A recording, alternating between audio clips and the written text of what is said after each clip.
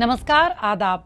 सरहद के दो रुख के शुमारे में आप सभी नाजरीन का इस्तकबाल है। आइए सबसे पहले नजर डालते हैं सुर्खियों पर। तालीम और रोजगार से महरूम पाकिस्तानी मकबूजा कश्मीर में नौजवानों का एहतजाज। गिलगित बल्तिस्तान में जान जोखिम में डालकर दरिया पार करने पर मजबूर हैं मकामी नौजवान। और वादी के नौजवान फनो सकाफत के शोबे में बना रहे हैं अपनी अलग पहचान। पाकिस्तानी मकबूजा कश्मीर को कुदरत ने मुख्तलिफ वसाइल और मादनियात से मालामाल कर रखा है। इन्हीं दीगर वसाइल में से एक है यहाँ का ह्यूमन रिसोर्स, जिसे पाकिस्तान ने बरसों से अपने ज़ाती मफादात को पूरा करने के लिए लूटा और अपने मन मुआफिक इस्तेमाल किया है। इसके लिए सालों साल से यहाँ ऐसा माहौल तैयार किया है जिसमें तालीम याफ्ता नौजवानों के लिए ना तो कोई अच्छी नौकरियां हैं और ना ही किसी तरह का रोजगार। पाकिस्तान ने एक सोची समझी हिकमत अमली के तहत यहाँ ना तो कोई शोबा फलने फूलने दिया और ना ही किसी कारोबार या तिजारत से जुड़ी सरगर्मियों को फरोग मिला। तालीम और सकाफत तो दूर की बात रही, कोरोना के इस दौर में ऐसे मसाइल और भी ज्यादा सीरियस होते जा रहे हैं। इस वजह से नाराज और फ्रस्ट्रेट नौजवान एहतजाज करने पर मजबूर हैं। हर शख्स का यही ख्वाब होता है कि वो अच्छी तालीम हासिल करके बेहतर रोजगार हासिल करे, जिसमें उसे ज़्यादा से ज़्यादा तरक्की के मौके हासिल हो सके। लेकिन बात अगर पाकिस्तानी मकबूजा कश्मीर की हो तो यहाँ तालीम को लेकर हुकूमत की लापरवाही साफ नजर आती है। अगर कोई फ़र्द किसी तरह से तालीम याफ्ता हो भी जाता है तो उसे रोजगार के लिए दर दर भटकना पड़ता है। यहाँ पाकिस्तान की कठपुतली हुकूमत की जानिब से पहले से गयूर और पसमानदा इलाके को मज़ीद बदतर बनाने की साजिश रची जा रही है, जिसका खामियाजा मकामी अवाम ख़ास तौर से तालीम याफ्ता नौजवानों को उठाना पड़ रहा है। इसलिए ये लोग मजबूर होकर एहतजाज का सहारा ले रहे हैं। यहाँ पे जो नौकरियां हैं, नौकरियों पर भी कश्मीरियों का एडजस्ट करना चाहिए। इसके लिए आइए आइए आइए उस सफर की तरफ, उस जदोजहद की तरफ, जो जदोजहद आपको आपके बच्चों को एक बेहतरीन और एक महफूज मुस्तकबल देगी, वरना सिवाय पछतावे के कुछ ना होगा। मैं फिर कहूँगा हुक्मरान तबकात से, मैं फिर कहूँगा हुक्मरान तबकात से कि फिरौन के बच्चों, इस शहर में मुसावात आके रहेगी, या मेरे बच्चों को भी रोजी मिलेगी या तुम्हारे बच्चे भी भूख से मरेंगे। मौजूदा वक्त में बड़ी तादाद में तालीम याफ्ता बेरोजगार नौजवान की फौज खड़ी हो गई है, जिसके आगे अपने मुस्तकबिल को लेकर बड़ा सवाल पैदा हो गया है। पाकिस्तानी मकबूजा कश्मीर में जारी नाकिस पॉलिसियों के सबब यहाँ के तालीम याफ्ता नौजवानों को ना तो सरकारी मुलाजिमत का मौका दिया जा रहा है और ना ही प्राइवेट सेक्टर में ही किसी तरह के रोजगार की कोई उम्मीद नजर आ रही है। हालांकि कुछ सरकारी महकमों की जानिब से पोस्टों के इश्तिहार ज़रूर निकाले जाते हैं, लेकिन उनमें भी कैंडिडेट्स की मेरिट को पामाल करके पाकिस्तानी शहरियों और कुछ चुनिंदा रसूखदार लोगों के रिश्तेदारों को भर्ती कर लिया जाता है। ऐसे में चाहे नौजवान हो या बुजुर्ग, उनका यही सवाल है कि जब हुकूमत हमारे वोट लेकर इक़्तिदार में आई है तो आखिर भला हमारी तरफ तवज्जो क्यों नहीं देती। डरने का सवाल पैदा ही नहीं होना। चाहे उमर खान वे, चाहे खान बहादुर खान ना कोई पोतरा वे, चाहे फारूक हैदर वे, चाहे कोई चरसी वे, चाहे कोई फ़हीम रब्बानी वे, चाहे कोई लुंड वे, चाहे नजीब नकी वे, ये लोग हमारे वोट लेकर गए हैं और जिन्होंने वोट दिए हैं उनको निकलना पड़ेगा। अगर नहीं निकलेंगे तो सारी जिंदगी के लिए उनको दफन होना पड़ेगा। आज पाकिस्तानी मकबूजा कश्मीर का तालीम याफ्ता और काबिल नौजवान दोहरी परेशानियों में मुब्तला है। इतनी मुश्किल से तालीम हासिल करने के बाद भी इनके सामने यही सवाल खड़ा है कि आखिर ऐसा क्या करें जिससे इसी खित्ते में रोजगार मिल जाए, क्योंकि ये लोग भी इस बात से वाकिफ हो चुके हैं कि दिन ब दिन रोजगार के महदूद होते मौक़ों में अपनी रोजी रोटी का इंतज़ाम करना बेहद मुश्किल होता जा रहा है। खासकर जब से कोरोना की वबा फैली है, तब से तो इनकी मुश्किलें दोबाला हो गई हैं। एक ऐसा माशी निजाम जिस निजाम के अंदर रहते हुए आपके लिए तालीम का कोई बंदोबस्त नहीं, आपके लिए सेहत का कोई बंदोबस्त नहीं, आपके लिए अगर आप किसी टूटी फूटी तालीम से मुस्तफीद हो भी जाएं तो यकीन कीजिए आपके लिए रोजगार का कोई बंदोबस्त नहीं। सरकार में बैठे लोग पैसे लेकर नौकरियां बांट रहे हैं। संगीन इल्जाम लगने के बावजूद किसी का बाल भी बांका नहीं होता। यहाँ के लोगों के सामने दो ही मुतबादिल हैं। पहला, या तो यौमिया मजदूरी करें और नौकरी का ख्वाब देखना छोड़ दें, और दूसरा, घर या जमीन बेचकर रिश्वत की रकम का जुगाड़ करें। इसलिए ये नौजवान निराश बैठे हैं। उन्हें अपना मुस्तकबिल अंधेरे में डूबा नजर आ रहा है। अवाम का कहना है कि जब तक यहाँ निजी सन्नतकारी को फरोग नहीं दिया जाता, बेरोजगारी के मसले का खात्मा मुमकिन नहीं है। लेकिन ऐसे वक्त में जब कोरोना के चलते पाकिस्तान मईशती तौर पर बर्बादी के दहाने पर है, ऐसे में भला कौन सन्नतकार उसके कब्जे वाले खित्ते का रुख करेगा? ये नौजवान सड़कों पर आया, अपनी जेब से पैसा खर्च करके गली गली, कूचा कूचा, गांव गांव, मोहल्ला मोहल्ला हम ये पैगाम लेकर गए कि लोगों, आपके मसाइल हैं तो फिर इनका हल भी आपको करना होगा। आपके मसाइल आप हल नहीं करेंगे, आप जिद्दोजहद नहीं करेंगे, इसका कोई दूसरा शॉर्टकट नहीं है। उस वक्त भी इस इंतजामिया ने, इस हुकूमत ने और इस सरकार ने हम पर झूठे मुकदमे बनाकर हम पर आज भी अदालत में हम पेशियां भुगत रहे हैं। पाकिस्तानी मकबूजा कश्मीर के हुक्मरान जब इख्तिदार में आए थे तो उन्होंने आते ही ढेरों नौकरियां पैदा करने और कॉन्ट्रैक्ट पर काम करने वालों को परमानेंट करने का वादा किया था। लेकिन ये दोनों वादे सिरे से झूठ साबित हुए। बेरोजगारी दूर करने की बातें महज बातें ही साबित हुई। यहाँ हुकूमत ने आवाम के मसले का अजाला करने की बजाय उन्हें केवल दिलासे दिए। सवाल ये उठता है कि हर साल हजारों की तादाद में तालीम याफ्ता नौजवान तो सिर्फ मुजफ्फराबाद से तालीम पूरी करके निकल रहे हैं, जिन्हें नौकरी नहीं मिल पा रही है। इसके अलावा जो पाकिस्तान के शहरों से अपनी पढ़ाई पूरी करके वापस आ रहे हैं, उनकी तादाद अलग है। इसके अलावा जो थोड़े बहुत कामकाज के मौके थे, वो भी कोरोना के चलते छिन गए हैं। ऐसे में आने वाला वक्त यकीनी तौर पर बेहद मुश्किल साबित होने वाला है।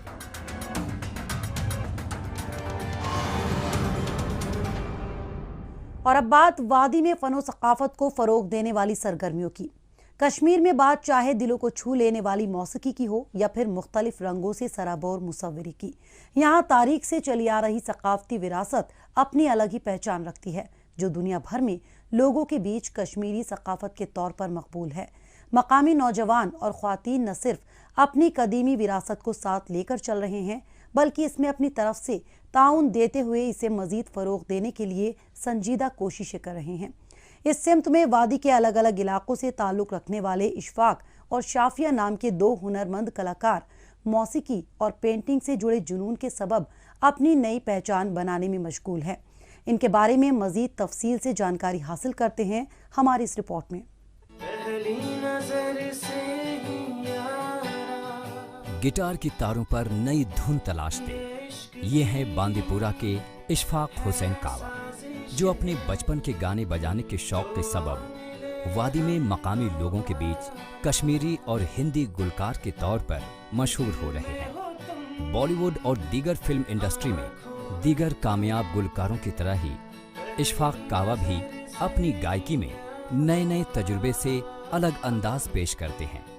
इस हुनर को ये अपनी कामयाबी का अहम रास्ता भी मानते हैं।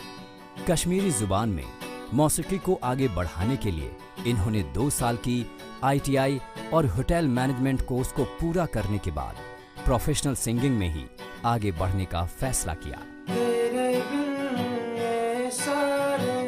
जब ये सिंगिंग मैंने स्टार्ट की तो हमने भी अपनी कश्मीरी लैंग्वेज को एक नए शक्ल से, एक नए अंदाज से प्रमोट करना स्टार्ट किया। तो इसीलिए ये चीज़ उसी टाइम जब ये देख के मतलब पंजाब या बॉलीवुड हॉलीवुड ये देख के तभी ये दिमाग में आया, नहीं अब कुछ नया होना चाहिए, तो वो स्टार्ट हमारा था। कामयाबी का रास्ता काफी जद्दोजहद से होकर गुजरता है। इशफाक ने भी अपनी गायकी को कामयाब बनाने के लिए बहुत मेहनत की। नतीजतन गुलकारी में अपनी आवाज की एक पहचान बनाने के लिए इन्हें इनामो इकराम से नवाजा जा चुका है। काबिल गौर है कि मुल्क के मुख्तलिफ हिस्सों में कोरोना वायरस के सबब नाफिज लॉकडाउन के दौरान अवाम अपने घरों में ही रुके हुए थे। इस मौके पर लोगों ने सोशल मीडिया और इंटरनेट का इस्तेमाल किया। वादी में भी जैसे ही इशफाक ने अपने गानों को सोशल मीडिया प्लेटफॉर्म पर शेयर किया, वैसे वैसे इनके गानों को लोगों का बेहतर रिस्पांस मिलने लगा। अब इशफाक की सारी कोशिशें खुद को हिंदी फिल्मों में बतौर कामयाब गुलकार बनाने पर मरकूज है।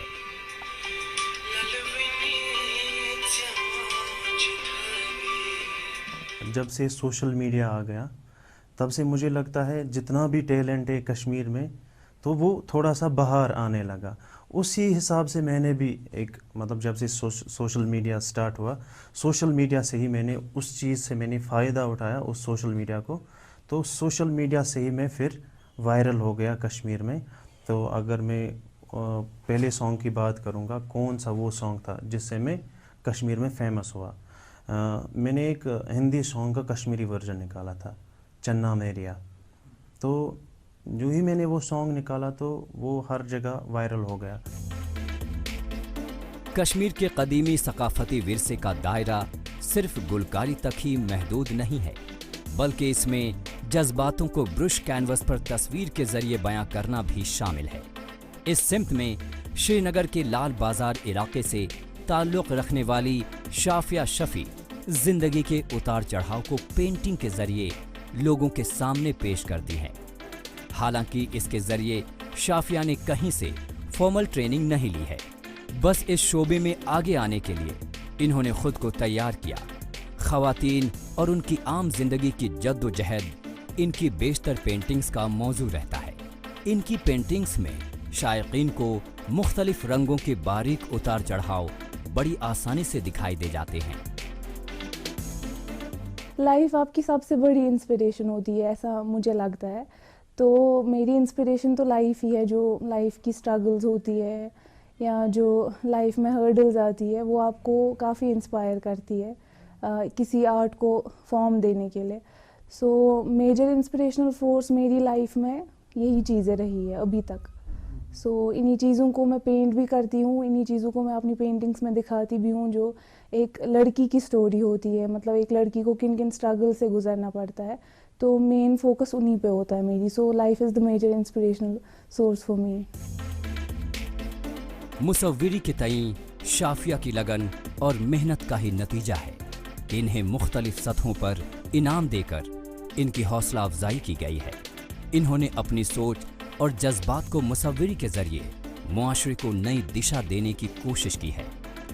इसी तरह जिला बांदीपुरा के इशफाक ने भी वादी में गुलकारी के शौक रखने और उसमें आगे बढ़ने वाले मकामी नौजवानों के सामने बेहतरीन मिसाल पेश की है, जिससे ये बात पूरी तरह से साफ हो जाती है कि जम्मू कश्मीर के मकामी नौजवान और ख़वातीन न सिर्फ अपने शौक को पूरा करने की सलाहियत रखते हैं, बल्कि उसमें कामयाब होने की काबिलियत भी रखते हैं।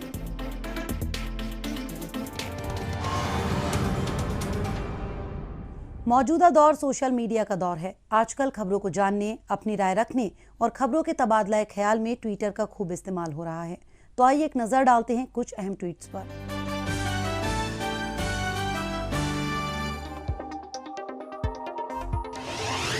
सेंगे सेरिंग ने ट्वीट किया है कि गिलगित बल्तिस्तान के तलबा का कहना है कि पाकिस्तान ने कभी हमें इंसान नहीं समझा। जमील नागरी ने ट्वीट किया है कि जिला स्कर्दू में गुज़िश्ता 6 महीनों से एक नाबालिग के साथ जिनसी इस्तेहसाल किया जा रहा था। इस मामले में पुलिस ने मुलजिम के पास से 50 से ज्यादा वीडियो बरामद किए हैं। मामले की मजीद तफ्तीश के लिए JIT तश्कील दी गई है। तारिक नक्काश ने ट्वीट किया है कि पाकिस्तानी मकबूजा कश्मीर में जिला कोटली के पीर नासुरा इलाके के नजदीक खाई में वैन गिर जाने के सबब 2 ख्वातीन और एक बच्चे की मौत हो गई, जबकि उसके वालिद शदीद तौर पर जख्मी हैं। कश्मीर पिवट ने ट्वीट किया है कि जम्मू कश्मीर इंतजामिया ने दहशतगर्दाना वाकयात में मारे जाने वाले पंचायती राज इदारों और अर्बन लोकल बॉडीज के हर एक मुंतखब नुमाइंदे को 25 लाख रुपए इंश्योरेंस कवर देने का फैसला किया है। जम्मू कश्मीर 5 ने ट्वीट किया है कि लेफ्टिनेंट गवर्नर जीसी मुर्मू ने आवाम से फेस मास्क पहनने और सोशल डिस्टेंसिंग जैसे कोविड-19 गाइडलाइंस पर अमल दरामद करने की अपील की है। पुलिस मीडिया सेंटर जम्मू ने ट्वीट किया है कि जम्मू में लश्कर तैयबा का टेरर फंडिंग मॉड्यूल पकड़ा गया। इस सिमत में पीर मीठा पुलिस स्टेशन में केस दर्ज किया गया है। पूरे गिलगित बल्तिस्तान में बेशुमार इलाके ऐसे हैं जहां तक पहुंचना आवाम के लिए टेढ़ी खीर है। ऐसा इसलिए क्योंकि उनके गांव तक जाने के लिए न सड़कें हैं और न ही पुल। बहुत से ऐसे गांव हैं जो झील और दरिया के किनारे बसे हैं। यहाँ जाना हर रोज एक चैलेंज साबित होता है। ऐसा इसलिए है क्योंकि तमाम तर इलाकों में दरिया पार करने का कोई जरिया नहीं है। तेज बहाव के चलते बोट से जाना मुमकिन नहीं है और हुकूमत ने इन पर ब्रिज तामीर कराने की कभी जरूरत ही नहीं समझी। जो ब्रिज हैं भी वो बेहद पुरानी लकड़ी के हैं और बहुत जगहों पर तो लोग अपनी जान जोखिम में डालकर हर रोज दरिया के आर पार का सफर करते हैं। आमदोरफ्त में आ रही इस मुश्किलात पर देखते हैं गिलगित से रिपोर्ट। गिलगित बल्तिस्तान में एक इलाके को दूसरे के साथ जोड़ने वाले रास्तों की हालत बेहद खराब है। दूर दराज इलाकों की बात ही छोड़िए, गिलगित शहर में ही आवाम को एक जगह से दूसरी जगह जाने में काफी वक्त लगता है, जबकि पूरा शहर चंद किलोमीटर के दायरे में ही सिमटा हुआ है। इसके अलावा यहाँ बेशतर दरियाओं पर पुल ही नहीं हैं और आवाम जान जोखम में डालकर दरिया पार करते हैं। जहाँ पुल हैं भी वो आवाम की मुसीबत का सबब बन चुके हैं। जब गिलगित जैसे बड़े शहर का ये हाल है तो भला छोटे शहरों और कस्बों के बारे में क्या कहा जा सकता है। जरा शहर के बाहरी इलाके चिलमिस में कुर्सी नुमा केबल ब्रिज पर नजर डालिए कि यहाँ आवाम कैसे उफनती दरिया का सामना करते हैं। आज इस गाड़ी से गुजर के मुझे ये लगा कि जो मेरी तरह के जो सियासतदान इस इलाके में आते होंगे वोट लेने के लिए, मैं समझता हूँ उनकी आखिरत तो पुरसरात से गुजरना उनके लिए मुमकिन नहीं है, क्योंकि वो शायद इस पुल से नहीं गुजरे। एक फ़ायदा तो मुझे ये हुआ कि यहाँ के लोगों के दुख दर्द का मुझे अंदाज़ा हुआ, एहसास हुआ। ये दरिया, जिसे दरियाए गिजर भी कहा जाता है, अपनी तेज लहरों के लिए मशहूर है। मुकामी लोगों का कहना है कि 2010 से कबल यहाँ एक लकड़ी का पुल हुआ करता था, जो इस साल आए सैलाब में दरिया बुर्द हो गया। इसके बाद जब काफी इंतजार के बाद कोई पुल नहीं बना तो मुकामी लोगों ने गराड़ी का इस्तेमाल करना शुरू कर दिया। 2015 में जब यहाँ असेंबली इंतखाबात हुए तो फारूक नामी यासीन वैली के एक मुकामी सियासतदान ने अवाम को रिझाने और उनके वोट हासिल करने के लिए ये गराड़ी या कुर्सी ब्रिज तामीर कराया। तब से अवाम का आना जाना इसी तरह से हो रहा है। चिलमिश का इंतहाई पसमानदा इलाका है। यहाँ पे ये सामने जो गराड़ी नज़र आती है, इसको 2010 के फ्लड के बाद इसको बनाया है। फारूक नामी एक बसीम का एक नुमाइंदा था जो इलेक्शन में खड़ा था, उसने अपने उससे यानी खर्चे की से बना के, उसके बाद अब तक पुल न होने की वजह से 2 घंटे यानी मुसाफत करने के बाद हमें गिजर रोड पर चढ़ना पड़ता है और इंतहाई मुश्किलात का सामना है। 70 से ज़्यादा घराना है इस इलाके में। पूरे गिलगित बल्तिस्तान में ऐसे बहुत से छोटे बड़े पुल हैं जिन्हें फौरन ही मरम्मत की ज़रूरत है, लेकिन उन पर कभी तवज्जो ही नहीं दी गई। हर साल हादसे होते रहते हैं और हुकूमत आंखें बंद किए पड़ी रहती है। जब इंतखाबात आते हैं तब इस तरह के मुद्दे फिर से जिंदा हो जाते हैं। अब ऐसे वक्त में जब कोरोना की वजह से फिलहाल इंतखाबात कुछ अरसे के लिए मुलतवी हो गया है, लेकिन चुनावी कैंपेन जारी है और पुलों की तामीर का मुद्दा फिर से चर्चा में है। उम्मीद है कि इंतखाबात के बहाने ही सही हुसैनी ब्रिज जैसे पुल एक बार फिर से तामीर हो सकेंगे, क्योंकि दिन के उजाले में तो इस पर से गुजरने की हिम्मत कोई कर भी ले, लेकिन रात के सन्नाटे में अगर किसी को इमरजेंसी के तहत दरिया पार करना हो तो ऐसा करना अपनी जान हथेली पर लेकर सफर करने के बराबर होगा। के मकाम पे एक झूला लगा हुआ है, जिससे जिंदगी में पहली दफा हमने झूले को क्रॉस किया। झूले में बैठिए, बीच में आके तो यूँ लग रहा था जैसे हम झूला समेत दरिया को प्यारे हो जाएंगे। पर अल्लाह का करम हुआ, हमारे फरमान भाई ने रस्सी खींच के हमें इधर निकाला है। तो अब वापस जाने का सोच के अभी से हम इस्तिखारे पे मजबूर हैं कि पैदल ये पहाड़ पे क्रॉस होकर घर पे पहुँच जाएँ या झूले से वापस चले जाएँ। मैं यहाँ के मकामी लोगों को जो शाबाश देता हूँ, जो सारी ज़िंदगी उन्होंने इस झूले पे जो है पार किया है। पूरे गिलगित बल्तिस्तान में ऐसे बहुत से तारीखी ब्रिज हैं जिन पर आमदरफ्त बहुत पहले ही बंद हो जानी चाहिए थी, क्योंकि इन पर होते हुए गुजरना मौत के साथ दो दो हाथ करने के बराबर है। लेकिन फिर भी इन पर लोगों का आना जाना लगा रहता है। यहाँ लगभग सभी ब्रिज लकड़ी के तख्तों से बने हुए हैं। गिलगित शहर में चिनार बाग के पास दरिया के ऊपर बने हुए इस तारीखी ब्रिज में भी लकड़ी के तख्ते लगे हुए हैं। ये ना ही महफूज है और ना ही माहौलियात के लिहाज से मुफीद। दरअसल यहाँ से रात दिन गाड़ियों का आना जाना लगा रहता है। जब भी गाड़ियाँ गुजरती हैं तो बेइंतहा शोर पैदा होता है, जिसकी वजह से पुल के अतराफ में वाक़े स्कूल और अस्पताल में मौजूद लोगों को काफ़ी मुश्किलों का सामना है। घर में बूढ़े होते हैं, बच्चे होते हैं, हर घर में आजकल का एक वो है, तो इसलिए बहुत सारा मसला बनता है। रात को बच्चे नींद से उठ जाते हैं और शोर बहुत ज़्यादा हो जाता है, और ज़ईफ़ लोग हैं तो उनको अक्सर बीमारी ब्लड प्रेशर की हो जाती है, जो कि आम है। तो इस शोर की वजह से नॉइज़ पोल्यूशन एक बहुत बड़ा काज है, जिसकी वजह से वो बहुत सी बीमारियां पैदा होती हैं। तो काइंडली इसको देखा जाए कि किस तरीके से इसको बराबर किया जा सकता है। गिलगित बल्तिस्तान में आवाम की जिंदगी पुल और ब्रिज के दरमियान ही सिमट गई लगती है। सिर्फ पुल ही नहीं बल्कि यहाँ की सड़कों की हालत भी काफी खराब है। इस सम्त में हर चौखट पर दरियाफ्त की जा चुकी है, लेकिन कोई हल नहीं निकला।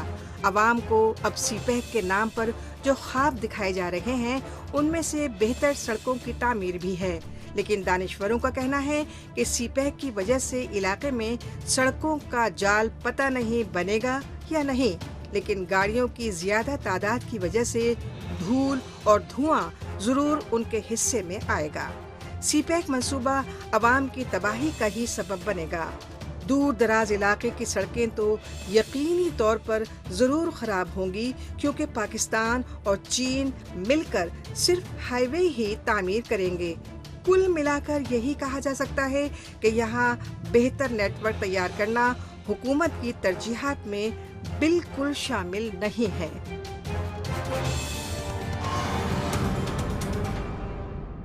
जम्मू कश्मीर में तरक्की की रफ्तार तेज हो गई है और रोज बरोज यहाँ मुख्तलिफ मंसूबों का तामीराती काम मुकम्मल हो रहा है।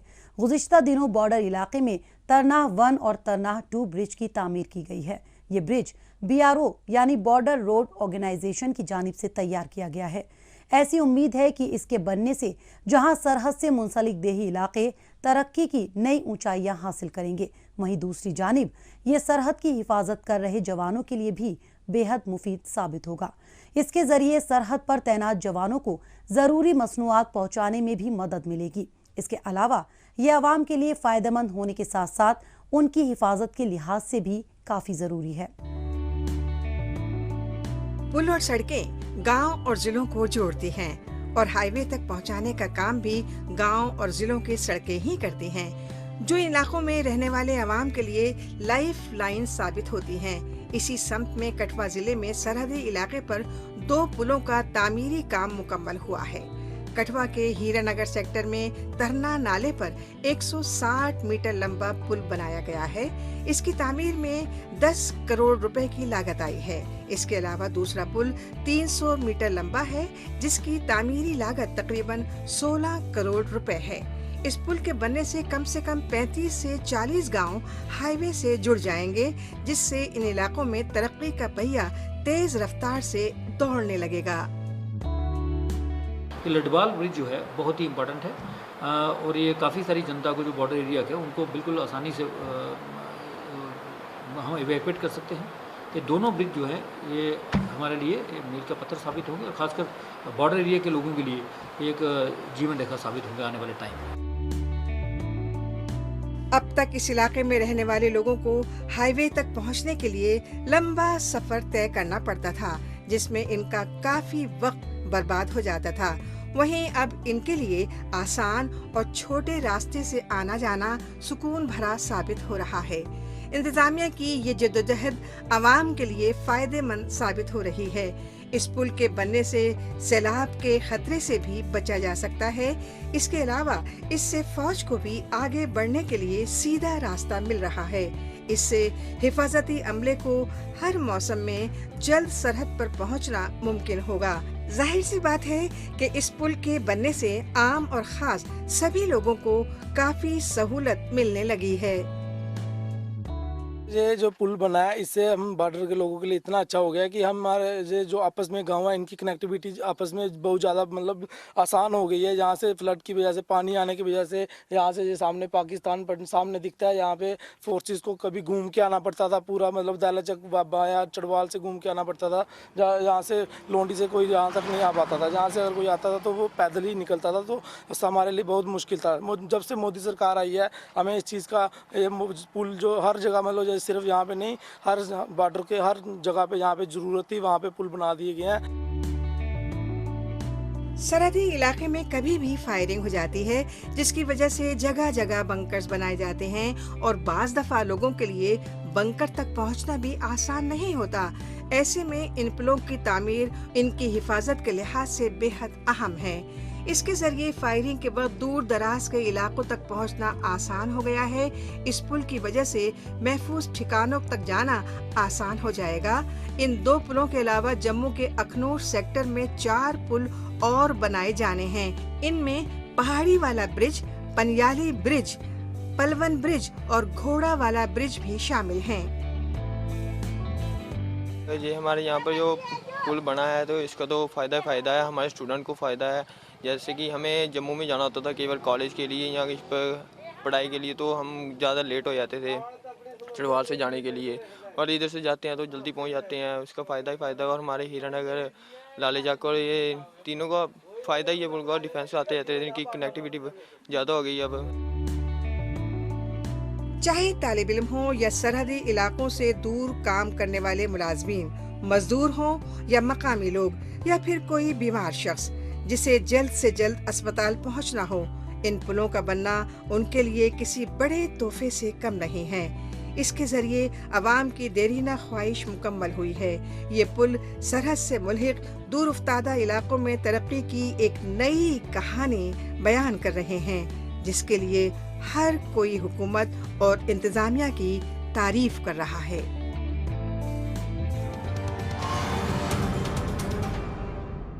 नाजरीन, इसी के साथ हमें दीजिए इजाजत। अगले हफ्ते इसी दिन इसी वक्त फिर होगी मुलाकात। तब तक के लिए नमस्कार, खुदा हाफिज।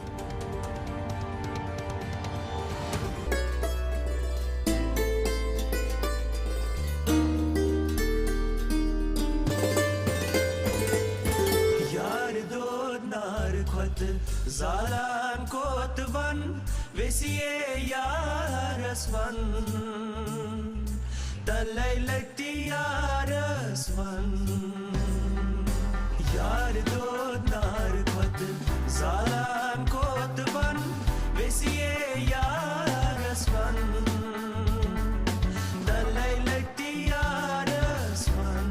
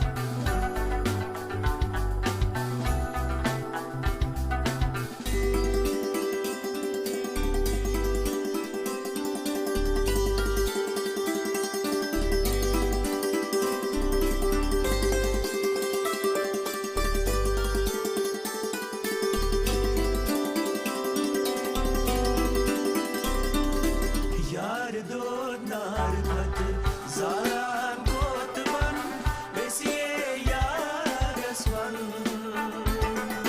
दलाई लट्टी यारस्वन